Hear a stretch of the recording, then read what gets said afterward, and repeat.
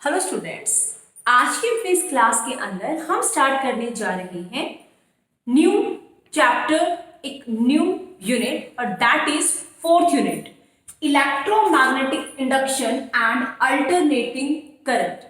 Class 12th की ये जो आपकी यूनिट है, ये फोर्थ यूनिट है। सो डियर स्टूडेंट, मेरा टारगेट है कि आज की अपनी इस क्लास के अंदर मैं अपने एक ही लेक्चर के अंदर आपको कंप्लीट यूनिट के जितने भी टॉपिक्स हैं आपके सारे कवर करवाऊं, जो आपके सीबीएसई में बोर्ड एग्जाम में आने वाले हैं, या जो आपके जितने भी कॉम्पिटिटिव एग्जाम में आपके जो एमसीक्यूज की फॉर्म में, असर्शन रीजन की फॉर्म में, या आपके शॉर्ट न्यूमेरिकल जो आते हैं, वो भी आपके कॉन्सेप्ट साथ के साथ क्लियर हो। So let us start with our first topic. और जितने भी टॉपिक आज की क्लास में कवर होंगे, जैसा कि मैंने आपको बताया कि कंप्लीट यूनिट करेंगे हम, तो वो मैंने बोर्ड की आपके लेफ्ट में सारे टॉपिक लिख दिए हैं जो आज की क्लास में डिस्कस होने वाले हैं। कुछ टॉपिक इनके अंदर सब टॉपिक है, वो मैं साथ के साथ अंदर जब टॉपिक को करवाऊंगी, लाइक इंडक्शन। सो इंडक्शन के अंदर जैसे आपका सेल्फ इंडक्शन है, म्यूचुअल इंडक्शन है, आपका सोलेनॉइड की वजह से है, सो वो सारा आपका इसी कंप्लीट टॉपिक में आपका कवर होगा। सो आज की क्लास का फर्स्ट टॉपिक है अपना magnetic flux. What is magnetic flux? So symbol होता है इसका फाई, और it is equal to B dot A. B dot A means magnetic field into area. Dot को हटाते हैं तो कोई एंगल आता है जो कि क्या आता है, कॉस थीटा। इसको हम न्यूमेरिकल फॉर्म में, इंटीग्रेशन की फॉर्म में भी ले सकते हैं बेटा, राइट। इंटीग्रल फॉर्म में फ्लक्स को कैसे लिखेंगे? B dot D A. अब आपका फ्लक्स मैक्सिमम है या मिनिमम, ये आपकी डिपेंड करेगा एंगल पे, मीन्स थीटा पे। अगर आपका थीटा 0 डिग्री है तो आपका जो cos 0 मीन्स 1, सो आपकी फ्लक्स मैक्सिमम वहां पे होगी।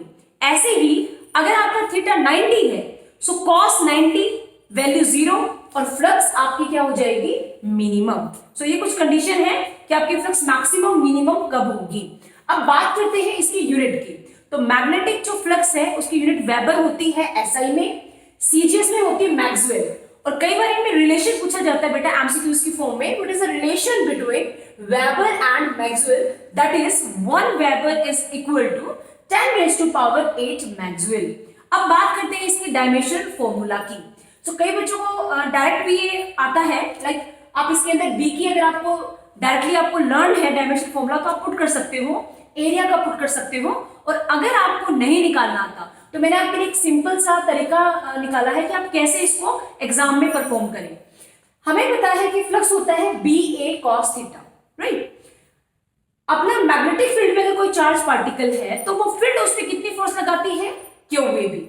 यहां से आप बी की वैल्यू को निकालें और ये बी की वैल्यू को आप फ्लक्स में पुट करें। लाइक बी की जगह पे आप क्या पुट करोगे? फोर्स अपॉन में Q into V, A as it is cos theta. अब नेक्स्ट स्टेप में आप सबके डायमेंशन फॉर्मूला को पुट कर दो, लाइक फोर्स का, एरिया का, चार्ज का, और अपने यहाँ पे जो है वेलोसिटी है, ये अपने वेलोसिटी का। लेकिन cos थीटा ये आपका एक डायमेंशन लेस क्वांटिटी है। सो ये सभी को जब आप कैलकुलेट करोगे तो फ्लक्स का आपके पास फॉर्मूला आएगा ml2t - 2a - 1। यस, ये तो बात थी अपने बोर्ड एग्जाम की जो आपका आ सकता है। अब बात करते हैं कॉम्पिटिटिव एग्जाम की। सो कॉम्पिटिटिव एग्जाम में कई बार पूछा जाता है, सपोज आपको एक फ्लक्स दे दिया जाएगा और 4 ऑप्शन दे दिए जाएंगे और उसमें पूछा जाए कि इनमें से फ्लक्स की कौन सी यूनिट नहीं है, या ये पूछा जाए कि इनमें से फ्लक्स की कौन कौन सी यूनिट है। सो दोनों आपके पजलिंग क्वेश्चन है। तो एक तो सिंपल आपके सामने मैंने लिखी है, वेबर होती है, राइट। एक आप यहां से भी निकाल सकते हैं इसकी यूनिट, और उसके अलावा और क्या क्या हो सकती है तो वो मैंने आपके लिए डिस्कस की है। लाइक नंबर 1, वेबर को हम जूल पर एम्पियर लिख सकते हैं प्यारे बच्चों, जूल पर एम्पियर। अब नेक्स्ट, एम्पियर को हम चार्ज अपॉन में अपना टाइम लिख सकते हैं। अब जूल इंटू सेकेंड अपॉन में कूलम, तो आप यहां पे देखें जूल अपॉन कूलम को हम क्या लिख सकते हैं? Volt second as it is. तो इसका मतलब वोल्ट सेकेंड भी आपकी मैग्नेटिक फ्लक्स की यूनिट है। नेक्स्ट अपना है, कई बार पूछा जाता है कि मैग्नेटिक फ्लक्स को पॉजिटिव कब लेते हैं, नेगेटिव कब लेते हैं, असर्शन रीजन के टाइप के क्वेश्चंस में। सो जब भी आपकी फ्लक्स आउटवर्ड है, यस फोकस करें, आउटवर्ड तो आप पॉजिटिव लें, इनवर्ड अगर आपकी है तो आप उसको नेगेटिव लें। सो ये कुछ बातें हैं जो आपको ध्यान रखनी है। सो नेक्स्ट क्वेश्चन इज, या next topic is Faraday law of electromagnetic induction. So Faraday ने और हेनरी ने 3 इंपॉर्टेंट एक्सपेरिमेंट्स किए थे और उनके बेसिस पे दो लॉ दिए थे। सो हम उन लॉ को डिस्कस करेंगे। So wait a minute. Yes, student. Next topic is Faraday law of electromagnetic induction. So Faraday ने और हेनरी ने 2 दिन प्रैक्टिकल्स किए थे, एक्सपेरिमेंट किए थे, उनके बेसिस पे आपके ये दो लॉ दिए थे जिनको मैंने बहुत शॉर्ट में आपके लिए लिखा है। लाइक नंबर 1, फर्स्ट लॉ के अकॉर्डिंग क्या होता है, the induce EMF last as long as the change in magnetic flux continue. अगर आप कॉइल का मैग्नेट के साथ में या एक दूसरी करंट कैरिंग कॉइल के साथ में जो मैग्नेट जैसे बिहेव कर रही है उसके साथ में अगर इनका रिलेटिव मोशन होता रहेगा, अगर आपका फ्लक्स चेंज होता रहेगा, तब तक तो आपका इंड्यूस ईएमएफ होगा, इंड्यूस करंट होगा। अगर वो रिलेटिव मोशन स्टॉप हो जाएगा या यूनिफॉर्म हो जाएगा तो उस केस में कोई भी फ्लक्स चेंज नहीं होगा। सेकेंड आपका है, उसके अकॉर्डिंग क्या है, the magnitude of the EMF induced in the circuit is directly proportional to the rate of change of magnetic flux। इसका क्या मीनिंग है, सपोज आपके पास एक मैग्नेट है, एक आपके पास कॉइल है जिसके पास एक गैलोमीटर लगा है। अगर आप फास्टली उसको मूव कर रहे हैं, मीन्स आपका चेंज इन फ्लक्स स्पीडली हो रहा है, फास्टली हो रहा है, उस टाइम पे जो उसके अंदर इंड्यूस ईएमएफ है या जो करंट है आपका वो भी आपका ज्यादा होगा, उसका अमाउंट, उसका मैग्नीट्यूड भी ज्यादा होगा। लेकिन अगर आपका relative motion with respect to time आपका स्लो है, सो उस टाइम पे जो इंड्यूस ईएमएफ है या इंड्यूस करंट है आपका वो भी आपका कम होगा। सो ये दो मेन रिजल्ट्स थे आपके फैराडे के लॉस के। अब कुछ मैथमेटिकल एक्सप्रेशन निकलता है, जैसे जो इंड्यूस ईएमएफ होगा वो आपका प्रोपोर्शनल होगा change in flux upon time taken के। अब जैसे आपको पता है मैथ्स में जब प्रोपोर्शनल का सिंबल आपका हटता है तो कोई कांस्टेंट आता है, और इस केस में जो कांस्टेंट है आपका उसकी वैल्यू है 1। सो नेक्स्ट स्टेप में आप इस चेंज को d∅dt की फॉर्म में भी लिख सकते हैं। अब मैंने ये n क्यों डाला, n आपके होते हैं नंबर ऑफ टर्न्स। कई बारी जो आपके कॉइल्स हैं उसमें नंबर ऑफ टर्न अगर ज्यादा है तो वो भी प्रोपोर्शनल होते हैं इंड्यूस ईएमएफ के। साथ ही आपके माइंड में क्वेश्चन भी आया होगा, why this negative sign is come, ये नेगेटिव साइन क्या रिप्रेजेंट कर रहा है। सो डियर स्टूडेंट, जिस चेंज इन फ्लक्स की वजह से आपका इंड्यूस ईएमएफ हो रहा है वो एक्चुअली वो जो इंड्यूस करंट होगा वो उस चेंज का अपोज करेगा। मैं जिसकी वजह से प्रोड्यूस हुआ है उसी का वो अपोज करता है। सो उस अपोज को हम नेगेटिव साइन से शो करते हैं। ये मैंने आपकी जब थ्योरेटिकल क्लास थी तो उसमें कंप्लीट आपको बताया था एक्सप्लेन करके। नेक्स्ट इज, अगर ये तो हमने निकाल लिया इंड्यूस ईएमएफ, उसके बाद अगर आप इंड्यूस करंट निकालना चाहते हो तो उसका फॉर्मूला होगा इंड्यूस ईएमएफ अपॉन में रेजिस्टेंस। इंड्यूस ईएमएफ का वो भी कौन सी mode form, magnitude form. So ये नेगेटिव पॉजिटिव पॉजिटिव हो जाएगा। सो आपने वैल्यू पुट करके आप इंड्यूस करंट भी निकाल सकते हैं। So next topic is Lenz's law and conservation of energy या फिर एनर्जी कंजर्वेशन। ये student next topic is Lenz's law. Faraday और हेनरी के एक्सपेरिमेंट को स्टडी करके लैंजेस ने अपना एक लॉ दिया था, और वो लॉ क्या था, that is according to this law the direction of induced current is such that, direction जो इंड्यूस करंट की होती है वो इस टाइप से होती है कि जो अपोज करे, किसका अपोज करे, change in magnetic flux responsible for its production, में जिसकी वजह से प्रोड्यूस हुई है उसी का वो अपोज करती है। ये हम पहले भी पढ़ चुके हैं फैराडे के सेकेंड में, राइट। जो मैंने आपको बताया था कि ये किसी भी टाइप से नेगेटिव साइन क्या शो करता है, अपोज को शो करता है। सो मैं इसको यहाँ पे आपको डायग्राम के थ्रू बताना चाहती हूँ। ये एक सपोज कॉइल है और ये एक बार मैग्नेट है, ठीक है। जब इस बार मैग्नेट को इसके पास लाया जाएगा तो इस कॉइल के साथ ये जो है ये फ्लक्स इंक्रीज होगा। इंक्रीज होगा तो यहाँ पे नेगेटिव पोलैरिटी आएगी। नेगेटिव पोलैरिटी में एंटी क्लॉकवाइज करंट आपका मूव करेगा।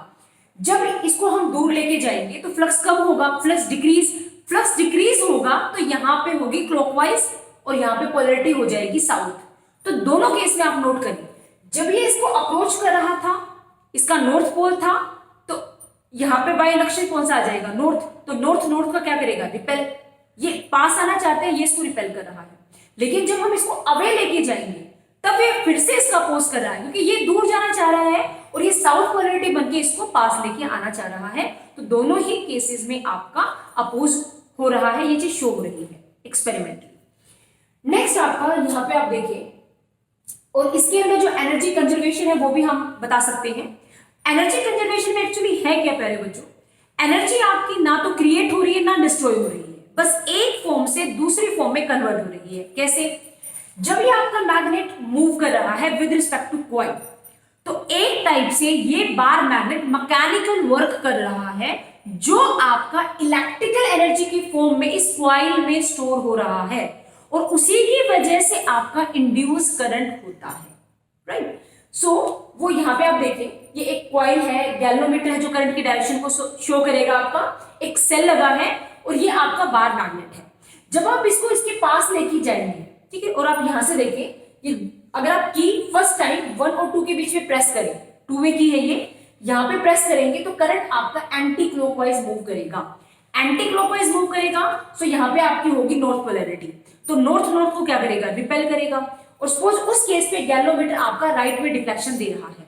सेकंड अगर आप करेंगे, सपोज आपका ये अप जा रहा है, मींस दूर जाएगा, तो यहां पे बाय इंडक्शन पे 2 और 3 में जब आप पुट करोगे इसके अंदर की, तो उस टाइम पे आपका क्लॉकवाइज होगा, क्लॉकवाइज होगा तो साउथ पोलैरिटी होगी। फिर से ये इस कॉइल के मोशन का, ये जो बार मैग्नेट है इसके मोशन का ये कॉइल क्या करेगी, अपोज करेगी। So in this manner we can prove और we can study this Lenz's law and energy conservation. अब नेक्स्ट अपने पास है मोशनल इलेक्ट्रोमैग्नेटिक फोर्स, इस टॉपिक को करते हैं। ये student next topic is motional electromagnetic force. Motional electromagnetic force में सपोज अपने पास कोई मैग्नेटिक फील्ड है पेपर के इनवर्ड, और कोई कंडक्टर है जो v वेलोसिटी से आपका मूव कर रहा है, राइट। ये जो आपका पी क्यू कंडक्टर है, सपोज इसके अंदर कोई एक चार्ज है जो आपका क्यू से पी आपका सपोज मूव कर रहा है, मूव करने का काम कर रहा है, means work done in moving the charge plus q from q to P, right. सो कितना होगा, वर्क होता है फोर्स इनटू डिस्प्लेसमेंट। फोर्स आपको पता है क्यू वी बी होती है, और कंडक्टर की लेंथ अगर इसकी एल है तो हमारे पास वर्क आ जाएगा Q V B into L. अब जो इंड्यूस ईएमएफ होगा वो वर्क डन अपॉन में यूनिट चार्ज होगा। सो वर्क डन की वैल्यू पुट करेंगे तो क्यू से क्यू आपका कैंसिल होगा, और इस केस में जब एक कंडक्टर मैग्नेटिक फील्ड के अंदर मूव करता है तो वो फील्ड उस कंडक्टर पे कितनी फोर्स लगाती है, उसका फॉर्मूला BLV आपके पास आ जाएगा। अब नेक्स्ट थिंग इज, इसी के साथ एक टॉपिक और जुड़ा होता है प्यारे बच्चों, और ये आपका कई बार बोर्ड एग्जाम में इससे रिलेटेड आपकी एनसीईआरटी की बुक में एक एग्जाम्पल भी है, वो सीबीएसई में आपका बोर्ड एग्जाम में आया भी हुआ है, तो आप प्लीज थोड़ा ध्यान से इसको फोकस करके पढ़ें। Power dissipated in a conductor move in a magnetic field, कितनी पावर उसकी डेसिपेट होती है, कंज्यूम होती है जब वो मूव करता है। सो आपको अगर ये टॉपिक आएगा 3 मार्क्स में अगर आएगा तो आपको स्टार्टिंग से ये पूरा का पूरा लिखना पड़ेगा बेटा, ठीक है। तो हमने इंड्यूस ईएमएफ निकाला, अब नंबर 2 पे हम इंड्यूस करंट निकाल सकते हैं, वो आपका इंड्यूस ईएमएफ अपॉन में रेजिस्टेंस होता है, तो हमारे पास ये फॉर्मूला आ जाएगा। अब इसको हम अप्लाई करेंगे ये वाले आर्टिकल के अंदर। So let us start. Force is equal to BLV, अभी अभी हमने प्रूव किया है। नेक्स्ट अगर मैं यहां पे आपके, ये स्टूडेंट वेट अ मिनट, ये स्टूडेंट आप ध्यान दें, यहां से जो आपने आई की वैल्यू निकाली है BLV/R, वो अगर आप यहां पे बिल फॉर्मूला के अंदर आई के अंदर पुट करेंगे, यस, तो आपके पास क्या आएगा, B²L² V अपॉन में R is the resistance. Next आपको पावर का एक फॉर्मूला पता होता है फोर्स की फॉर्म में, फोर्स इनटू वेलोसिटी। सो आप यहां से फोर्स की वैल्यू और वेलोसिटी को पुट करेंगे तो आपके पास इक्वेशन फर्स्ट आएगी, दैट इज B²L²V² अपॉन में R। अब नेक्स्ट है, इतनी जो फोर्स है ये हमें इसको पुश करने में लगानी पड़ेगी जिसकी वेलोसिटी V है, ताकि आपका कंडक्टर मूव करे। तो उस टाइम पे ये जो पावर है आपकी मैकेनिकल एनर्जी जो इलेक्ट्रिकल एनर्जी में कन्वर्ट होती है, तो कुछ ना कुछ उसके अंदर पावर का डेसिपेशन होता है जब वो मूव करेगी, वर्क करेगी। सो उस टाइम पे जो पावर आपकी डेसिपेटेड होगी पर सेकेंड, वो आपकी होगी I²R। तो अगेन आप I का स्क्वायर करके यहाँ पे वैल्यू को पुट करें, थोड़ा सा सोल्व करेंगे तो क्या पाएंगे कि इक्वेशन फर्स्ट और इक्वेशन सेकंड आपकी सेम है। दैट मीन्स जितनी इस कंडक्टर को हमने फोर्स लगाई या पावर जितनी कंज्यूम हुई, वो आपकी पावर डेसिपेटेड के इक्वल होगी कि हमने इतनी एनर्जी को, इतनी फोर्स को मैकेनिकल से इलेक्ट्रिकल में हमने कन्वर्ट किया है। सो इस बात से ये चीज प्रूफ होती है। लेकिन next is heat required produce या हीट एनर्जी प्रोड्यूस पर टाइम, जो पावर का डेसिपेशन है एक्चुअली जूल्स लॉ के अकॉर्डिंग। सो वहां पे हम क्या करेंगे, इसको विद रिस्पेक्ट टू टाइम देखेंगे तो अपने पास क्या आ जाएगी, B square L square V square upon में आर। सो डियर स्टूडेंट, इसके ऊपर आपका बोर्ड एग्जाम में कोई न्यूमेरिकल आ सकता है 3 मार्क्स में। ये तो थी बोर्ड एग्जाम की बात। अब आपके कॉम्पिटिटिव एग्जाम में इस टॉपिक से रिलेटेड क्या क्वेश्चन आ सकता है उसको भी डिस्कस करते हैं। ये स्टूडेंट ध्यान दें आप, अभी मैंने आपसे बात की थी कि जो मैंने आपको डिस्कस किया था वो आपके सीबीएसई के एग्जाम में आएगा, लेकिन ये जो पार्ट अभी मैं आपको करवा रही हूँ ये सीबीएसई में भी आ सकता है और आपके किसी न किसी कॉम्पिटिटिव एग्जाम में भी आ सकता है। सो let us start. Motional induced EMF in a conducting rod rotated in a uniform magnetic field। एक रोड है, सपोज ये PQ, ये आपकी रोटेट कर रही है, रोटेट करेगी तो कोई सर्कुलर पाथ को फॉलो करेगी। अच्छा एक बात और मैं बताती हूँ आपको, आपके नॉलेज के पॉइंट ऑफ व्यू से, जब तक सपोज कोई कंडक्टर यूनिफॉर्म मैग्नेटिक फील्ड में मूव कर रहा है ना बेटा, तो उसके साथ कोई भी फ्लक्स का चेंज नहीं हो रहा है क्योंकि फील्ड आपकी यूनिफॉर्म है, तो इंड्यूस EMF 0 होता है उस केस में, हमेशा याद रखना, राइट। सो अभी यहाँ पे क्या है, सपोज PQ अपने पास कोई रोड है जिसकी लेंथ L है, उसने एंगल थीटा बनाया रोटेट होने के लिए, तो उसकी पोजीशन Q से क्या हो गई, आपकी Q डैश हो गई है, राइट। सो इस टाइम पे अगर आपका इस टाइप से कोई क्वेश्चन आए तो आप उसको कैसे डील करेंगे, कैसे EMF निकालेंगे उस केस के लिए जब वो आपकी रोटेट, जो आपकी रोड है वो रोटेट हो रही है, right. So number 1, area swapped by the road, area कितना स्वैप किया। सो एरिया हम इसका निकालेंगे।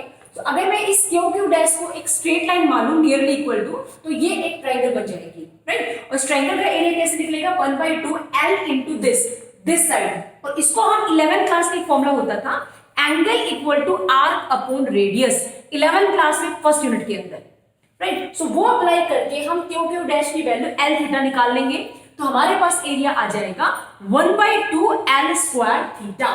अब क्योंकि हमें फ्लक्स निकालना है तो फ्लक्स का फॉर्मूला होता है BA cos थीटा, और cos थीटा यहाँ पे 0 है और cos 0 1 होता है, that's why I can only put the value of A, area, in this equation, then we get B into 1/2 L square theta.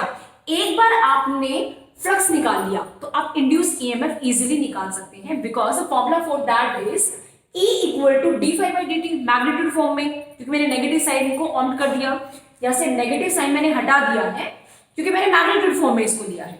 Next step में फ्लक्स की जो वैल्यू थी आप इसको पुट करें, इंटीग्रेशन का रूल है आपका, डेरिवेटिव का रूल है, दोनों में जो कांस्टेंट होता है वो इंटीग्रेशन या डेरिवेटिव से आपका बाहर आता है। तो यहाँ पे जब फाई की वैल्यू को पुट करोगे तो आप नोट करो B 1/2 L स्क्वायर, ये तीनों चीजें कांस्टेंट है तो ये आपके डेरिवेटिव से बाहर आ जाएगी। अंदर आपका सिर्फ क्या रहेगा, अंदर आपका रहेगा सिर्फ ये जो आपका है थीटा। सो d थीटा अपॉन में dt, अगर आपको ध्यान है क्लास 11 का आपको चैप्टर 5 या यूनिट 5 बोलूं मैं, note chapter system of particles, वहां पे आपका था angular velocity omega is equal to d∅dt या d theta by dt। Theta is the symbol for angular displacement, तो d थीटा बाई dt को आप ओमेगा पुट कर दे तो आपके पास इंड्यूस EMF का फॉर्मूला आ जाएगा 1/2 BL स्क्वायर ओमेगा। आपको ये डेरिवेटिव करना क्या पता ना भी आए एग्जाम में, लेकिन इस फॉर्मूला के ऊपर न्यूमेरिकल आपको आ सकता है। नेक्स्ट एक और कई बार रिलेशन पूछा जाता है बेटा, what is the relation between charge and magnetic flux, दोनों में क्या रिलेशन है, तो वो भी एक बार कैलकुलेट करते हैं। नंबर 1, इंड्यूस EMF का फॉर्मूला होता है d∅dt, नो डाउट। एक इंड्यूस EMF या ओम्स लॉ से E इक्वल टू, जैसे V इक्वल टू IR होता है वैसे ही E इक्वल टू IR हमारे पास फॉर्मूला होता है। यहाँ पे I की वैल्यू dQ/dt हमने पुट की, दोनों से हमने चार्ज को या फिर सॉरी दोनों से हमने इस EMF को कंपेयर किया, dt से dt cancel, then I can write dQ is equal to d∅/r। So dQ आपका चार्ज है, d∅ आपका मैग्नेटिक फ्लक्स है, तो ये दोनों के अंदर आपका रिलेशन आ गया। Okay student, next topic is eddy current, very very important. जैसे आपका फ्रिक्शन होता है वैसे ही आपका एडी होता है, क्योंकि जैसे फ्रिक्शन है आपका वो उसकी एडवांटेज है, डिसएडवांटेज है, लेकिन उसके बिना काम नहीं चल सकता है फ्रिक्शन के बिना, वैसे ही आपका एडी करंट क्यों होता है, इसके एडवांटेज डिसएडवांटेज डिस्कस करते हैं। ये student, next topic is eddy current. Eddy current actually है क्या? Eddy current are the current induce in the bulk pieces of conductor when the amount of magnetic flux link with the conductor changes. कहने का मतलब ये जो आपके bulk pieces होते हैं, भारी भरकम जो मेटालिक ब्लॉक्स होते हैं, वहां पे आपका एडी करंट प्रोड्यूस होता है। मैथमेटिकली ये I equal to induce EMF by resistance E by R होता है। जैसा कि आपको पता है इंड्यूस ईएमएफ का फॉर्मूला होता है माइनस d∅dt। ये वैल्यू को जब पुट करेंगे तो आपके पास इंड्यूस जो करंट होगा, एडी करंट, वो किसके इक्वल होगा? Minus d∅ by R into dt। R यहाँ पे रेजिस्टेंस है और नेगेटिव साइन अपोज को शो कर रहा है। लाइक आपके पास कोई एक मेटल का कोई ब्लॉक है जो आपका नॉन यूनिफॉर्म मैग्नेटिक फील्ड में रखा गया है, तो इसके अंदर जब ये मूव करेगा तो इसके अंदर एडी करंट प्रोड्यूस होगा व्हर्लपूल की शेप में। जैसे पानी के अंदर आपकी एडीज बनती हैं, वैसे ही इसलिए इसका करंट का नाम क्या रख दिया गया? एडी। इस करंट का दूसरा नाम फोकल्ट्स करंट भी है। ठीक है, एक साइंटिस्ट है फोकल्ट, उन्होंने इस करंट को डिस्कवर किया था, तो उनके नाम पे भी इनका इस टॉपिक को जाना जाता है। अगर कोई इसमें इस इंड्यूस करंट की या एडी करंट की डायरेक्शन पूछे तो अपने पास एक लेंजेस लॉ है और एक फ्लेमिंग राइट हैंड रूल है, जिसके अकॉर्डिंग हम इसकी डायरेक्शन बता सकते हैं। अब फ्लेमिंग जो आपका राइट हैंड रूल है उसमें क्या होता है? जो आपका थंब है और ये जो दो फिंगर है आपकी, ठीक है, ये तीनों आपको बताते हैं किस किस की डायरेक्शन। आप इसको कैसे लर्न करें? आप इसको FBI, जैसे पुलिस में आपका ये होती है स्पेशल ब्रांच CBI, वैसे ही FBI। F मतलब फोर्स, जिस डायरेक्शन में फोर्स है आप उसी में मोशन माने। B मतलब मैग्नेटिक फील्ड, I मतलब current, means FBI, force, magnetic field, current. Next इसकी एप्लीकेशन क्या है? ये जो एडी करंट है ये इसकी एप्लीकेशन भी है, इसकी डिसएडवांटेज भी है। एप्लीकेशन लाइक आपका इलेक्ट्रोमैग्नेटिक डैम्पिंग में, फर्नेस में, आपकी इंडक्शन और मैग्नेटिक दोनों टाइप की फर्नेस के अंदर, आपकी मैग्नेटिक ब्रेक्स के अंदर, आपकी स्पीडोमीटर के अंदर, आपका इलेक्ट्रिकल पावर मीटर्स के अंदर। तो बहुत सारी एप्लीकेशंस हैं जहां पे एडी करंट को यूज किया जाता है, राइट। इसका एक एक्सपेरिमेंटल प्रूफ भी है एडी करंट का, कि जो करंट है आपका, सपोज ये आपके पास कोई मेटालिक कोई बॉक्स है या कोई भी सिलेंडर लगा ले, इसके ऊपर ये एक वायर को सोलेनॉइड की फॉर्म में आपका वाउंड किया गया है और ये बहुत लाइट वेट की मेटालिक डिस्क है।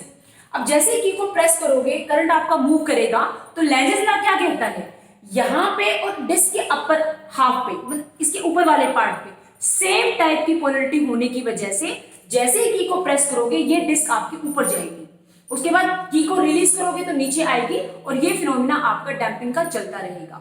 सो कहने का मतलब एक टाइप से कोई सिंपल लैंग्वेज में पूछे कि एडी करंट है क्या, सो बेटा एडी करंट सिर्फ वो करंट है जो अपनी इलेक्ट्रिकल एनर्जी को हीट की फॉर्म में वेस्ट कर रहा है, राइट। अब इस हीट वेस्टेज को हम कैसे एप्लीकेशन में कन्वर्ट कर रहे हैं, तो वो हम इनके अंदर देखते हैं, राइट। तो इसके जो अनडिजायरेबल इफेक्ट्स के अंदर क्या आएगा? नंबर 1 तो जो अभी मैंने आपसे डिस्कस किया कि एनर्जी का, करंट का कुछ पार्ट हीट में कन्वर्ट हो जाएगा और ओवर हीटिंग, एक्सेस हीटिंग की वजह से अपने इलेक्ट्रिकल अप्लायंसेस या जो भी अप्लायंस है उसकी लाइफ आपकी कम होती है, राइट। नेक्स्ट इज, और साथ ही अगर वो कोई मशीनरी है जो मूवमेंट करती है तो उसके मूवमेंट के अंदर भी थोड़े टाइम के बाद में उसकी स्पीड भी स्लो होनी स्टार्ट हो जाती है। अब है to minimize the eddy current. Number 1, क्या हम एडी करंट को बिल्कुल रिमूव कर सकते हैं? सो नो, हम एडी करंट को बिल्कुल रिमूव नहीं कर सकते, क्योंकि मैंने स्टार्टिंग में भी बोला था ये बिल्कुल कैसा है, फ्रिक्शन जैसा। लेकिन हम एडी करंट को मिनिमाइज कर सकते हैं, जैसे हम फ्रिक्शन को मिनिमाइज कर सकते हैं।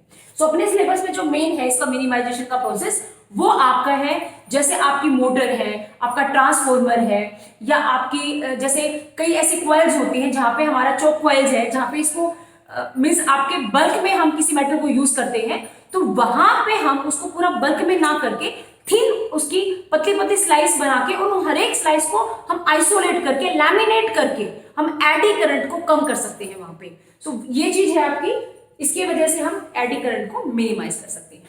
अब डियर स्टूडेंट, यहां से इंडक्शन से अपना स्टार्ट हो जाता है। सो इंडक्शन टॉपिक में हम क्या क्या कवर करेंगे? Like self induction, mutual induction, और उसके बाद सेल्फ इंडक्शन जो अपना सोलेनॉइड वाला टॉपिक था वो वाला।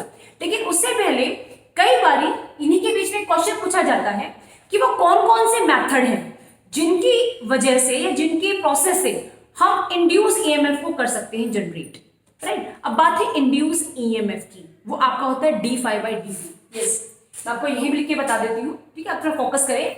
मैंने बोला इंड्यूस ईएमएफ जो होता है d∅dt, और फर्दर बोले तो b फ्लक्स को हम एरिया लिख सकते हैं d/dt। अब डॉट को हटाओ अगर तो यहाँ पे आएगा cos थीटा। सो प्लीज आप थोड़ा जूम करके वीडियो को यहाँ पे पॉज करके देखना, BA cos थीटा, मतलब हम मैग्नेटिक फील्ड को चेंज करके, हम किसी कॉइल के एरिया को चेंज करके, या हम कॉइल के ओरिएंटेशन को चेंज करके अपने फ्लक्स को या इंड्यूस ईएमएफ को जनरेट कर सकते हैं। तो ये 3 टाइप के आपके मेथड्स हैं। सो अभी स्टार्ट करते हैं induction. So wait a minute.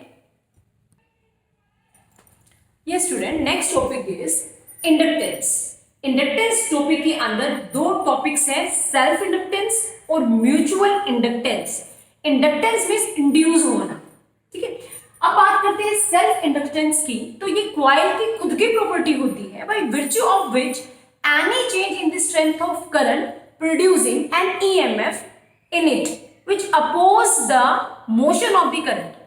जिसकी वजह से प्रोड्यूस होता है, जिस करंट की वजह से प्रोड्यूस होता है, उसी का अपोज करना।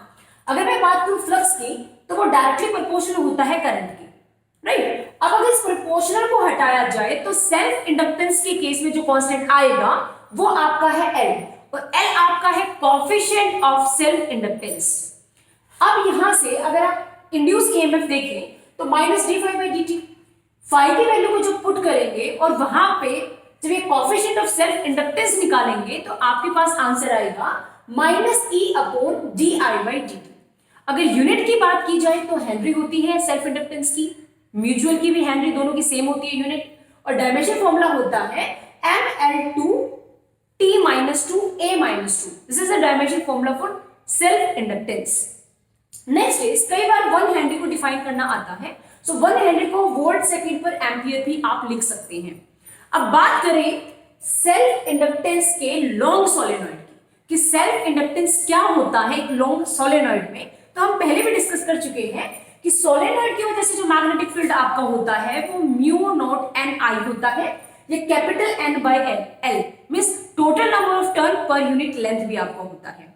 लेकिन यहाँ पे क्योंकि सेल्फ इंडक्टेंस की बात है तो हमने क्लास में जब ये प्रॉपर किया था टॉपिक, तो वहां पे हमने जो ड्राइव किया था फॉर्मूला सेल्फ इंडक्टेंस के लिए, और सोलेनॉइड के केस में वो हमारे पास था μ0N²A/L।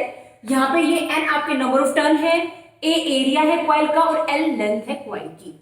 इसी को अगर कंपैरिजन फॉर्म में देखें तो म्यूचुअल इंडक्टेंस में 2 कॉइल होंगी बेटा, एक प्राइमरी एक सेकेंडरी। मींस ये भी एक प्रॉपर्टी है 2 कॉइल्स की, जिसमें अगर प्राइमरी कॉइल में अगर आपका करंट चेंज होता है तो उसकी वजह से सेकेंडरी कॉइल में ईएमएफ इंड्यूस होगा, और जब तक इसके साथ ये चेंज रहेगा, करंट चेंज होता रहेगा, वो होता रहेगा ये इंड्यूस ईएमएफ जनरेट। अगर ये स्टॉप कर दे प्राइमरी में तो सेकेंडरी के अंदर भी इंड्यूस ईएमएफ आपका स्टॉप हो जाएगा। तो यहां से फिर से फाई प्रोपोर्शनल टू आई, उसको हटाओगे तो एम आएगा, इंड्यूस ईएमएफ निकाल सकते हो, और यहां से आप capital M coefficient of mutual inductance की वैल्यू निकाल सकते हो। अगर यूनिट और डायमेंशन फॉर्मूला की बात की जाए तो वो आपके सेल्फ की और म्यूचुअल दोनों का आपका सेम है। अब बात है mutual inductance of 2 long coaxial solenoid 2 की, तो आप थोड़ा सा कंपेयर करिए बेटा इन दोनों को। तो यहाँ पे है μ0N1N2A/L, तो आप वहां पे भी देखें μ0A/L दोनों में कॉमन है।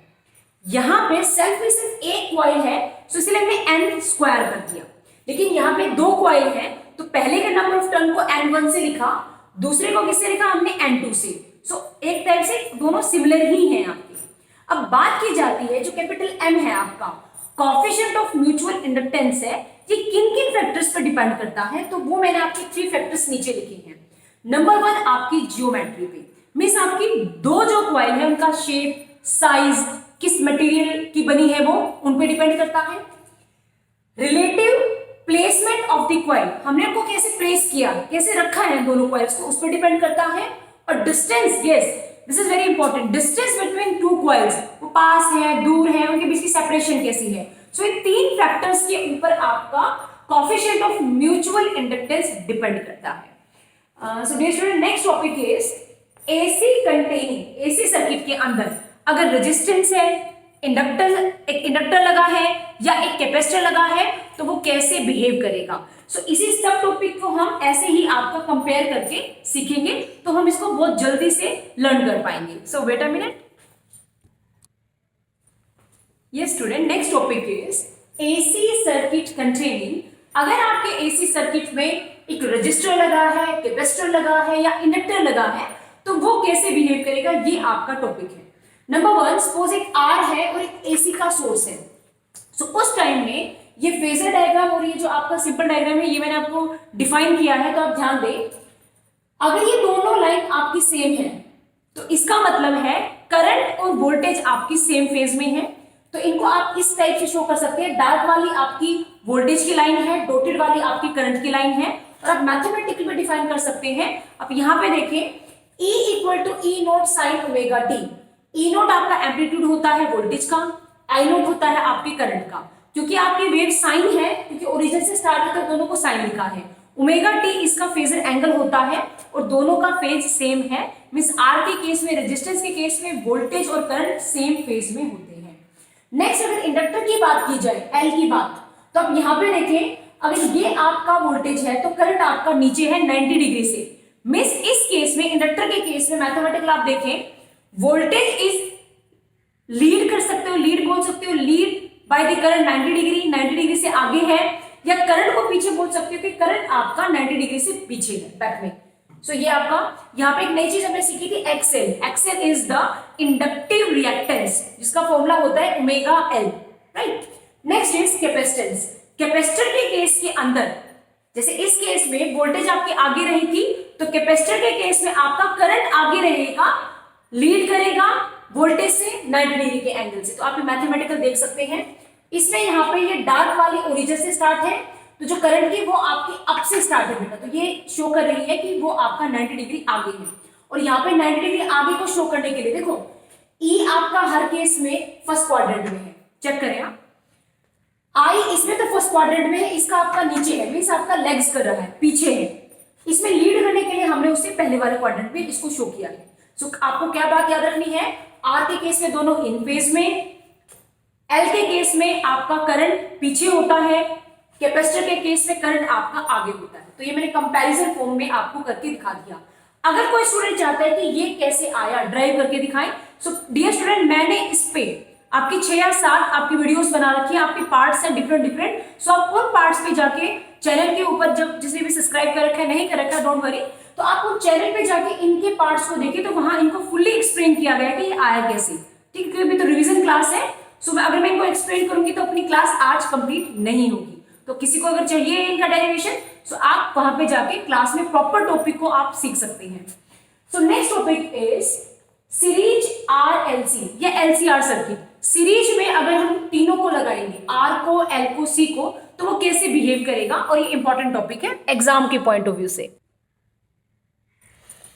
ये student, next topic is AC circuit containing RLC. Suppose आपके सर्किट के अंदर तीनों को हम एक साथ जोड़ दें, तो उस टाइम पे हमारे पास जो टोटल इंपीडेंस होगा वो सिर्फ ना तो आर की वजह से, एल या सी की वजह से होगा, वो तीनों के कॉम्बिनेशन की वजह से होगा। और इसको हम बोलते हैं इंपीडेंस, जिसको हम जेड से लिखते हैं। और जेड आपका होता है ई नोट बाय में आई नोट, और जिसकी फर्दर वैल्यू हमने स्टडी की थी R square plus XL minus XC का होल स्क्वायर। अगर आप ये एक फेजर डायग्राम देखें जो हमने डिस्कस किया था, इसमें हमने ये आपका ई नोट लिया है। सिंपल, अगर हम दोनों को देखें ई और आई को, तो वो वी आर है, नीचे वाले केस को वीसी से लिखा है, ऊपर वाले केस को वीएल से लिखा है। सो इस टाइप से इससे रिलेटेड जो फेजर डायग्राम है, वहां से अगर हम डायरेक्शन निकालें रिजल्टेंट की, तो इसको बोलते हैं टेंजेंट फाई। तो ये आपका आता है एक्सएल माइनस एक्ससी बाय में आर। ये आपकी अप्लाइड जो है टोटल वोल्टेज है, टोटल जो उसका मैग्नीट्यूड है, वो हमने लिखा है। अब 3 सब केस बनते हैं। नंबर 1, अगर एक्सएल और एक्ससी मींस इंडक्टिव रिएक्टेंस और कैपेसिटिव रिएक्टेंस, ये दोनों आपस में इक्वल हो जाए, तो उस टाइम पे आप चेक करें, ये जो चीज है ये आपकी 0 आएगी, राइट। और इससे ये कैंसिल हो गए, जो आपका Z होगा वो सिर्फ R पे डिपेंड करेगा। इसको बोलते हैं non inductive case, right. Next case में हो सकता है कि आपका इंडक्टर डोमिनेट करे, means XL is greater then एक्ससी, उस केस में आपका ये पॉजिटिव आएगा टेंजेंट फाइव, और साथ ही जो सर्किट होगा उसमें सबसे ज्यादा कौन डोमिनेट करेगा, इंडक्टर। सो इंडक्टेंस डोमिनेटिंग सर्किट को बोलते हैं उस केस में। थर्ड में ये भी हो सकता है कि आपका C XC is greater than XL, तो उसमें टाइम आपका टेंजेंट फाइव नेगेटिव आएगा, और जो आपका सर्किट होगा उसको बोला जाएगा कैपेसिटेंस डोमिनेटिंग। कई बार एक क्वेश्चन आता है बेटा एग्जाम में, एसी और डीसी दो टाइप के करंट है, ठीक है, आपके पास आर है, एल है और सी है, ये पूछा जाए कि कौन सा डिवाइस किस करंट को पास करता है, मींस एक को करता है, दोनों को करता है, दोनों को नहीं करता, तो जो आर होता है रजिस्टर वो आपका एसी को भी पास कर सकता है, डीसी को भी पास कर सकता है, लेकिन आपका जो कैपेसिटर है, ये ध्यान से सुने, कैपेसिटर आपका सिर्फ एसी को पास करता है, डीसी को पास नहीं करता है। ऐसे ही जो इंडक्टर है वो डीसी को पास करता है, एसी को पास नहीं करता है। सारा लॉजिक है एक्सएल और एक्ससी पे। आप इन दो फॉर्मूला के अंदर ये ओमेगा है, यहां पे आपकी फ्रीक्वेंसी लाई करती है। सो डीसी की फ्रीक्वेंसी 0 होती है और एसी की फ्रीक्वेंसी मैक्सिमम होती है। दोनों के अंदर आप पुट करें तो पाएंगे कि एक में जो उसका रिएक्टेंस है वो ज्यादा हो जाएगा, जिसकी वजह से वो करंट को पास नहीं कर पाएगा। साथ ही नेक्स्ट कई बार इंपीडेंस ट्रायंगल के बारे में भी पूछा जाता है आपका।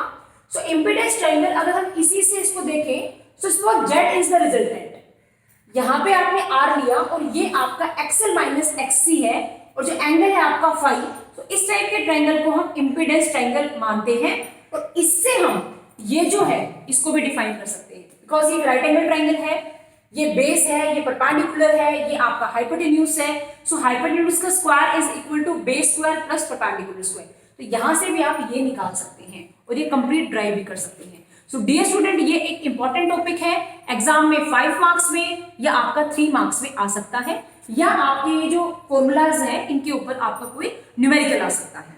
अच्छा, मुझे एक बात बताएं, आपने सिंगल आर सीख लिया, एल सीख लिया, सी सीख लिया, सर्किट में है तो कैसे डील करता है, आपने कॉम्बिनेशन सीख लिया। सो क्या आप इजीली, सपोज आपके सर्किट में सिर्फ आर और एल लगा है या आर और सी या सिर्फ सी और एल, तो वो कैसे कैसे बिहेव करेगा ये भी आप निकाल सकते हैं। सो आपको हिंट देती हूं, सपोज पहले अपने सर्किट में सी नहीं है, सिर्फ आर और एल है, तो ऐसे सर्किट में आपका इंडक्टर डोमिनेट करता है। ये वाले फॉर्मूला में आप इसकी वैल्यू को 0 पुट करना, यहाँ पे 0 पुट करना, तो आपके पास जो आएगा वो सारा किससे रिलेटेड आएगा, आर और एल से। अब ऐसे ही सपोज आपके सर्किट में एल नहीं है, आपका सर्किट में सिर्फ आर और सी है, उस टाइम पे आपका सर्किट कैपेसिटर डोमिनेटिंग सर्किट होता है। इन दोनों फॉर्मूला में एक्सएल की वैल्यू को 0 रख देना, तो जो भी आएगा मैथमेटिकली उसके लिए आएगा। यस, थर्ड इज, अगर आपके सर्किट में ये आर नहीं है, सिर्फ एल और सी है, एलसी, तो इसको बोलते हैं एलसी सर्किट, और इसको एलसी ओसिलेटर भी बोलते हैं, जो कि अपना नेक्स्ट टॉपिक और वेरी वेरी इंपॉर्टेंट टॉपिक है। तो चलो इसको डिस्कस करते हैं। ये student, next topic is LC oscillation या एलसी ओसिलेटर। अगर आपके सर्किट में इंडक्टर और कैपेसिटर लगा है तो इस सर्किट को हम बोलते हैं एलसी ओसिलेटर। इसको टैंक सर्किट भी बोला जाता है बेटा। यहाँ पे एक्चुअली है क्या, दो टाइप की आपकी फील्ड है, इलेक्ट्रिकल और मैग्नेटिक, और दो ही टाइप की एनर्जी है, इलेक्ट्रिकल एनर्जी और मैग्नेटिक एनर्जी। दोनों आपस में इंटर कन्वर्ट होती है और कंजर्व रहती है। अब यहाँ देखें, अगर इलेक्ट्रिकल एनर्जी को Q²/2C और मैग्नेटिक या एनर्जी को 1/2L I² से रिप्रेजेंट करें तो इनके अंदर आपस में कैसे कन्वर्जन होगा वो हम चेक करते हैं। सो स्टार्टिंग के अंदर एक L और C हमारे सर्किट में लगे हैं।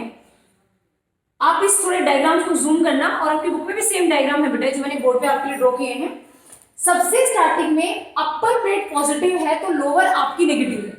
आपका कैपेसिटर फुल्ली चार्ज है, फुल्ली चार्ज है, कुछ भी चेंज नहीं हो रहा है, तो करंट आपका 0 है सर्किट के अंदर। अब क्या होगा, धीरे धीरे कैपेसिटर आपका डिस्चार्ज होगा।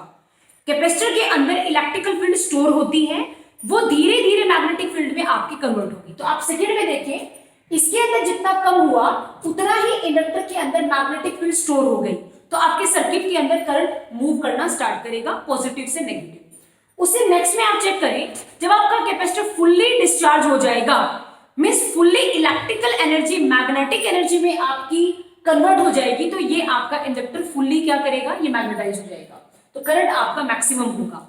अब कैपेसिटर की क्या टेंडेंसी होती है बेटा, एक बार जब वो फुली डिस्चार्ज हो गया उसके बाद फिर धीरे धीरे करके चार्ज होगा, फुली चार्ज होगा फिर से डिस्चार्ज होगा। सो नेक्स्ट स्टेप में अब की बार वो दोबारा से चार्ज हो रहा है, तो यहाँ पे थोड़ा मैग्नेटिक फील्ड कम हो गया, लेकिन इंपॉर्टेंट क्या है, यहाँ पे पॉजिटिव प्लेट अप थी, यहाँ डाउन, तो जब वो सेकेंड टाइम पे चार्ज होगा तो वो प्लेट्स की पोलैरिटी चेंज हो जाएगी, मीन जो आपकी पॉजिटिव वो नेगेटिव हो जाएगी, नेगेटिव से पॉजिटिव, करंट की डायरेक्शन आपकी रिवर्स हो जाएगी। अगर आप इस ग्राफ से देखें तो एक बार अपर हाफ आएगा तो अगली बार लोअर हाफ नहीं आएगा, उसका डायरेक्शन रिवर्स में। सो ऐसे ही आपकी बार फुल्ली आपका चार्ज हो गया, फिर धीरे धीरे आपका डिस्चार्ज हुआ और फिर दोबारा से चार्ज, तो ये प्रोसेस चलता रहेगा। मैग्नेटिक एनर्जी इलेक्ट्रिकल में, इलेक्ट्रिकल मैग्नेटिक में आपस में कन्वर्ट होती चलेगी और हमें डिफरेंट डिजायर्ड जो फ्रीक्वेंसी है ऑसिलेशन की वो मिलती चलेगी। अब जो ये ऑसिलेटर है ये कितनी फ्रीक्वेंसी की ऑसिलेशंस को जनरेट करता है, तो ये आपके पास फॉर्मूला है, nu equal to 1/2 pi under the root L C. L आपके इंडक्टर की वैल्यू, सी आपके कैपेसिटर की वैल्यू, इनकी वैल्यू डिफाइन करेंगे कि कितनी फ्रीक्वेंसी का आपको ऑसिलेशंस मिलेगा। लेकिन डियर स्टूडेंट एक आपका है, ये जो मैंने बनाया है ये आपका है डैम्प्ड ऑसिलेशन, जो एक टाइम के बाद में खत्म हो जाएगी, लेकिन एलसी ऑसिलेटर से आपको अनडैम्प्ड ऑसिलेशन मिलती है। What is the meaning of undamped, जिनका एम्पलीट्यूड टाइम के साथ कम ना हो, दैट मीन्स वो आपकी कांस्टेंट, ये जो एम्पलीट्यूड है ये जिनका कांस्टेंट रहे विद रिस्पेक्ट टू टाइम, वो आपका होता है अनडैम्प्ड। और ये सारा फंडा आपने क्लास 11th के ऑसिलेशन और वेव वाले चैप्टर में डिटेल में पढ़ा है। ये स्टूडेंट मैं यहाँ पे थोड़ा सा एक्स्ट्रा कुछ लिखा है, इलेक्ट्रिकल एक आपका रेजोनेंस होता है बेटा, इलेक्ट्रिकल रेजोनेंस। इलेक्ट्रिकल रेजोनेंस में वो आपका सीरीज का है और पैरेलल का भी है। सीरीज वाले की बात कर रही हूं मैं, अगर आपके सर्किट में कैपेसिटिव रिएक्टेंस और इंडक्टिव रिएक्टेंस इक्वल हो जाए और जेड आपका आर के बराबर बन जाए, तो टोटल इंपीडेंस है मींस मिनिमम रेजिस्टेंस आपका। सो उस टाइम पे एक्सएल एक्सी के जब बराबर होगा तो आप देखो एक्सप्रेशन क्या आएगा, एक्सएल होता है ओमेगा एल, एक्सी होता है 1/ओमेगा सी। ओमेगा ओमेगा को एक साइड लेके जाओ, एलसी को नीचे ले आओ, स्क्वायर रूट लेंगे तो omega is equal to 1/√LC। अब ओमेगा होता है 2 पाई न्यू, फ्रीक्वेंसी के इक्वल, यहां से फ्रीक्वेंसी को एक साइड रखो, 2 पाई को नीचे लेके आओ, सो फ्रीक्वेंसी का डेरिवेटिव या फ्रीक्वेंसी का फॉर्मूला क्या आ जाएगा, 1/2 पाई √LC। सो ये एक पार्ट है जो रेजोनेंस का आपके पेपर में आ सकता है। So dear student next topic is AC generator. और एसी जनरेटर जो ये टॉपिक है आपका, ये सेम 10th क्लास में भी था। सो इसमें नया क्या है जो हम अब 12th में पढ़ रहे हैं, सो मैं उसको डिस्कस करूंगी। और last one is transformer, very very important topic according to the point या फिर पेपर के पॉइंट ऑफ व्यू से। आप लिखवा लें मेरे से, इस ट्रांसफॉर्मर पे चाहे आपको 1 मार्क्स का क्वेश्चन आए बेटा, आप लकी है तो 3 का आ सकता है, 5 का भी आ सकता है, लेकिन 1 मार्क्स का मैं गारंटी लेती हूँ कि कम से कम 1 नंबर का तो पक्का आपका ट्रांसफॉर्मर वाले टॉपिक में से आएगा। सो आपको 2 मिनट का वेट करना पड़ेगा। ये student next topic is AC generator. Suppose ये 5 मार्क्स में एग्जाम में आता है तो हमें इसमें क्या क्या लिख के आना है। नंबर 2, 10th क्लास और 12th क्लास में क्या डिफरेंस है सेम टॉपिक के अंदर। सो सबसे पहले अगर ये 5 मार्क्स में आता है तो आप क्या क्या लिखेंगे। नंबर 1, आप इसकी डेफिनेशन लिख के आ सकते हैं। डेफिनेशन में क्या लिख सकते हैं, एक एसी जनरेटर है, ये एक ऐसा डिवाइस है जो आपकी जनरेटर है मींस जनरेट करेगा, मैकेनिकल एनर्जी को इलेक्ट्रिकल एनर्जी में कन्वर्ट करेगा, मींस आपको करंट देगा। प्रिंसिपल पे बेस है। Number 2, very very important, electromagnetic induction के प्रिंसिपल पे ये बेस है। मीन जब तक आपका कॉइल के साथ फ्लक्स चेंज होता रहेगा, आपका इंड्यूस ईएमएफ जनरेट होता रहेगा जो आपको करंट देगा। Next is construction. Construction same है आपकी जो आपकी 10th क्लास में थी, मींस आपके 2 मैग्नेट्स हैं, स्ट्रॉन्ग मैग्नेट नॉर्थ और साउथ पोल, बीच में एक आर्मेचर कॉइल है, स्लिप रिंग्स है, ब्रशेस है, all armature coil, all thing are same in the construction part. Next diagram है वो भी आपका जो 10th क्लास में था एज इट इज है। नेक्स्ट वर्किंग पार्ट, वर्किंग में भी आपने जो 10th वाला था वही करना है, लेकिन वर्किंग के अंदर नया क्या इंट्रोड्यूस करना है वो मैंने आपको बोर्ड पे ड्रॉ करके दिखाया है। उसके बाद इसका मैथमेटिकल पार्ट और लास्ट में इसका कुछ रिजल्ट कि क्या रिजल्ट आया कि इससे हमें मैकेनिकल से इलेक्ट्रिकल एनर्जी कैसे मिली, वो इसका रिजल्ट है। तो मैथमेटिकल पार्ट पे जो नया है जो 10th में नहीं था प्यारे बच्चों, वो आपका है इसमें जो इंड्यूस ईएमएफ का फॉर्मूला था वो आपके पास आया होगा जब आप इसको पूरा डिटेल में पढ़ेंगे, N A omega sine omega t. So यहां से हमने ई को E note sine omega t लिखा था क्योंकि ये सारे टर्म आपके पास क्या है, कांस्टेंट है। इंड्यूस जो करंट है आपका वो इंड्यूस ईएमएफ अपॉन में रेजिस्टेंस होता है। सो यहाँ पे आप इसकी वैल्यू पुट करोगे तो आपके पास आई आएगा E note sine omega t by में आर। अगेन जो ई नोट बाय आर है वो फर्दर आपका एक वैल्यू है, एक एम्पलीट्यूड है जो क्या है, करंट का। सो उसको हम आई नोट पुट कर सकते हैं। सो एक टाइप से इस इंड्यूस ईएमएफ से हमने इंड्यूस करंट को निकाल लिया।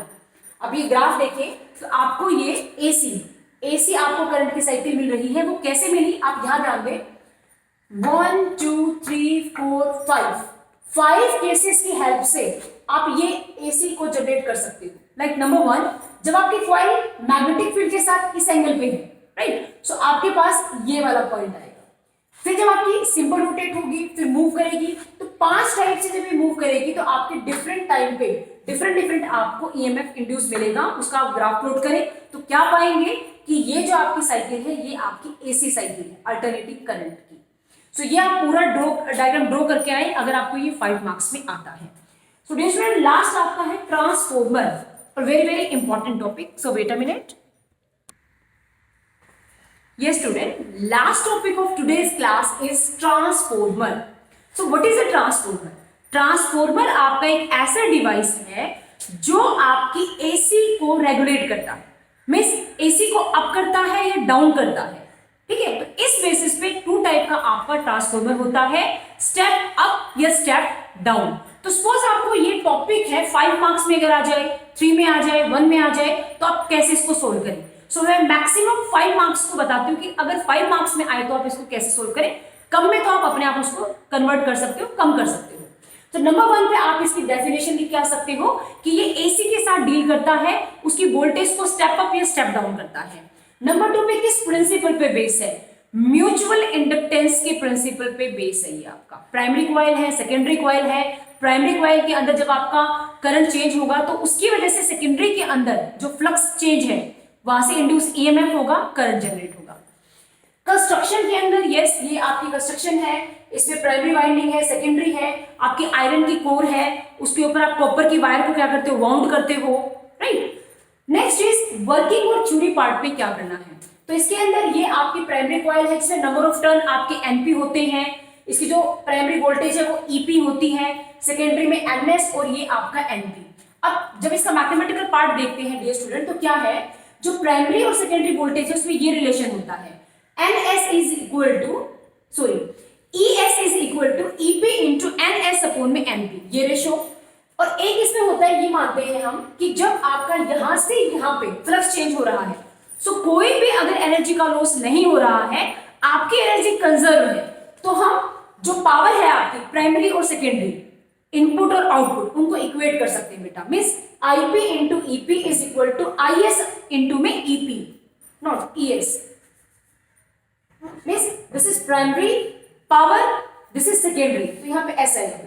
तो नेक्स्ट स्टेप पे आप यहां से किसी की भी वैल्यू निकाल सकते हो चारों क्वांटिटीज में से। एक और इसमें इंपॉर्टेंट है के आपका होता है ट्रांसफॉर्मर रेशो, जो आपका नंबर ऑफ टर्न रेशो होता है, एक टाइप से number of turn in secondary upon में number of turn in primary. जो ये मैंने लिखी है टर्म्स, बहुत सारे फॉर्मूलाज ये आपस में कन्वर्ट करके लिखी है। जैसे हम यहां से आईएस की वैल्यू निकाल सकते हैं, या हम जस्ट रेशो चेक कर सकते हैं, यहां से ईपी अपॉन आई ईएस की वैल्यू एनपी अपॉन एनएस हम यहां पे पुट कर दें तो अपने पास ये रिलेशन आएगा, जिससे हम आईएस को लिख सकते हैं कि आईपी अपॉन में के होता है, या फिर हम सॉरी यहाँ पे आपका डिवाइड में आएगा बेटा, ये मल्टीप्लाई में गलती से लिखा था। So means IS equal to IP upon में के। तो आप ये बहुत सारे मैथमेटिकल फॉर्मूला को ड्राइव कर सकते हो एक दूसरे में वैल्यू को पुट करके, और ये आपका सारा न्यूमेरिकल्स में आपकी हेल्प करेगा। नेक्स्ट है स्टेप अप में और स्टेप डाउन में क्या फर्क होता है। स्टेप अप में मीन्स आपका पहले कम है, आप उसको अप कर रहे हो, अप कर रहे हो सेकेंडरी में ज्यादा, और अप डाउन में या फिर स्टेप डाउन में ये क्या चीज है, स्टेप डाउन मतलब पहले ज्यादा था उसको आप कम कर रहे हो, तो इसका मतलब नंबर ऑफ टर्न प्राइमरी में ज्यादा सेकेंडरी में कम। सो इसी बिहाफ पे स्टेप अप ट्रांसफॉर्मर में जो वोल्टेज है आपकी वो ज्यादा होगी, ट्रांसफॉर्मर रेशियो है आपकी वो 1 से ज्यादा होगी, और जो IS है आपका वो लेस होगा IP से। ऐसे इसका इनवर्स आपका स्टेप डाउन में होगा। अब बात करते हैं इसकी एफिशिएंसी की। सो एफिशिएंसी होती है आउटपुट पावर अपॉन में इनपुट पावर। सो उसका रेशियो आपका ES इंटू में IS अपॉन में EP इंटू में IP। और अगर आइडियल ट्रांसफॉर्मर की बात की जाए जहां पे कुछ भी एनर्जी का लॉस नहीं हो रहा है, वहां पे आपकी एफिशिएंसी 100% होती है, लेकिन ये प्रैक्टिकली पॉसिबल नहीं है। सो ये पार्ट था। इसके साथ में अगर ये 5 मार्क्स में आएगा तो आपको एनर्जी के लॉसेस और इसके यूजेस भी डिस्कस करके आने पड़ेंगे। कई बार सिर्फ एग्जाम में एनर्जी के लॉसेस भी 3 मार्क्स में आ जाते हैं बेटा। सो इन दोनों को भी डिटेल में आपसे डिस्कस करती हूँ। फर्स्ट है एनर्जी के लॉसेस। सो 5 आपके एनर्जी के लॉसेस हैं जो आपको यहाँ पे डिस्कस करने हैं। नंबर 1 कॉपर लॉस, आपका आयरन लॉस, आपका फ्लक्स लीकेज, आपका हिस्टेरेसिस लॉस, या आपका एक मैग्नेटोस्टेरिन होता है, मींस आपकी हमिंग नॉइस। ये 5 टाइप के लॉस होते हैं। Number 1 copper loss. आपकी जो ये कॉपर की वायर है, इनकी वजह से जब करंट पास होगा इनमें, तो यहां पे हीटिंग इफेक्ट प्रोड्यूस होगा बेटा आपका। उस हीटिंग इफेक्ट को कम करने के लिए हम कॉपर की वायर को थिक ले सकते हैं, ये इसका सॉल्यूशन है। नेक्स्ट आपका है आयरन लॉस। तो जूल्स जो हीटिंग लॉ आपका होता है, उससे जब आयरन में आपका करंट जाएगा, तो जो आपका ये कॉपर वाला लॉस था, इसके अंदर आप जूल्स हीटिंग लॉ वाला एक्सपेरिमेंट करके आ सकते हो। आयरन वाले लॉस में मैंने आपको एडी करंट का एक टॉपिक पढ़ाया था, एडी करंट। यस, ये करंट। एडी करंट में मैंने क्या बोला था कि ट्रांसफॉर्मर की कॉइल में जब बल्क में होती है मेटल की शीट, तो वहां पे ज्यादा एडी करंट प्रोड्यूस होता है जो इलेक्ट्रिकल एनर्जी को हीट में वेस्ट करता है। सो उसका सॉल्यूशन क्या है? उसका सॉल्यूशन ये है कि हम एक प्योर एक शीट ना लेके उसकी पतली पतली स्ट्रिप्स लें और हर एक वायर को हम आइसोलेट करें, लैमिनेट करें। So that is the solution for this. Next आपका है फ्लक्स लीकेज। तो फ्लक्स लीकेज में क्या होता है बेटा, जब आपका यहां से यहां पे आपका फ्लक्स जाता है, ट्रांसफर होता है, तो थोड़ा बहुत आपका फ्लक्स सराउंडिंग में चला जाता है जो वेस्ट हो जाता है, तो इसको बोलते हैं फ्लक्स लीकेज। नेक्स्ट जो आपका है वो है हिस्टेरेसिस लॉस। बार बार जब आपका मैग्नेटिक मटेरियल मैग्नेटाइज डीमैग्नेटाइज होगा, तो हिस्टेरेसिस जो उसका एरिया होता है उतनी एनर्जी वेस्ट हो जाती है। सो वो भी है एक टाइप से इसमें लॉस के बराबर। लास्ट में है आपकी हमिंग नॉइस। ये क्या है? एक डिवाइस जब बहुत ज्यादा दिनों तक काम करता रहता है, तो लगातार कॉन्टिन्यूएशन में काम करने से और लंबे टाइम तक काम करने से क्या होगा, उसके अंदर, उस डिवाइस के अंदर एक नॉइस स्टार्ट हो जाएगी आनी। अब एक एग्जांपल है, सपोज आपकी एक नई साइकिल है, वो बिल्कुल आराम से स्मूथली चलती है, आपकी नई एक्टिवा है, बाइक है, लेकिन जब टाइम हो जाता है 5 साल 10 साल, तो उसके बाद आप नोट करें आपकी साइकिल में, एक्टिवा में, बाइक में हल्की हल्की साउंड आनी स्टार्ट हो जाती है बेटा। तो वो भी एक टाइप से एनर्जी का लॉस ही है, उसकी फॉर्म में एनर्जी हमारी वेस्ट हो रही है। सो ये आपके 5 लॉस है जो एनर्जी लॉस में आपके कैलकुलेट होंगे। एग्जाम में अगर सिर्फ कई बार ये आपको 3 मार्क्स में सिर्फ लॉस आ जाए, तो आप 5 को लिख के आए, डिफाइन करके आए और उनका सॉल्यूशन भी बता के आए। लास्ट है यूज ऑफ ट्रांसफॉर्मर। ये जो टॉपिक पढ़ा है, इसको डे टू डे लाइफ में, रियली लाइफ में कहां अप्लाई करते हैं। सो डियर स्टूडेंट, नंबर 1, जहां पे भी आप वोल्टेज को रेगुलेट करते हो, लाइक अपने टीवी में, आपके फ्रिज में, एसी में, जहां जहां पे वोल्टेज रेगुलेट होती है, वहां पे हम इसको अप्लाई करते हैं। आपका इंडक्शन फर्नेस के अंदर आप इसको यूज कर सकते हो। साथ ही जहां पे आपको वेल्डिंग करनी होती है, जहां पे वेल्डिंग मशीन्स होती हैं जो वेल्ड करती है आयरन को, वहां पे भी स्टेप डाउन ट्रांसफॉर्मर को यूज किया जाता है। सो डियर स्टूडेंट, ये आपके टॉपिक थे जो हमने कवर किए हैं। So in this manner we can complete our 4th unit. हमने 4th यूनिट को पूरा कर लिया है। मेरी नेक्स्ट क्लास में आपके लिए 5th यूनिट होगी। सो डियर स्टूडेंट, किसी भी बच्चे को ये जितने भी टॉपिक लिखे हैं, इनमें से किसी भी टॉपिक को डिटेल में अगर स्टडी करना है, सो मैंने इनपे डिफरेंट आपके थोड़े थोड़े पार्ट्स में, जैसे 2 का 3 का ऐसे इंडिविजुअल वीडियो बना रखा है बेटा। आप वहां उस लिंक पे जाके उस वीडियो को देखें और उस टॉपिक को समझें। लेकिन फिर भी मैं कहती हूँ, अगर किसी बच्चे को कोई भी प्रॉब्लम है तो प्लीज आप कमेंट बॉक्स में शेयर करें, ताकि मैं नेक्स्ट टाइम पे आपको वो चीज भी प्रोवाइड कर सकूं। So thank you students, bye, take care बच्चों।